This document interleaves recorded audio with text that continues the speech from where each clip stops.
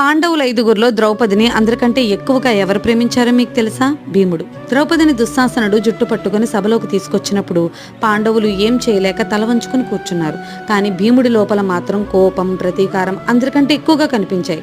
ద్రౌపదిని ఆ స్థితిలో చూడలేకపోయిన భీముడు తన అన్న యుధిష్ఠిరుణ్ణి చూసి, ఏ భర్త అయితే తన భార్యని పందెంలో ఒడ్డుతాడో అలాంటి వాని చేతుల్ని అగ్నిలో కాల్చేయాలి అన్నాడు.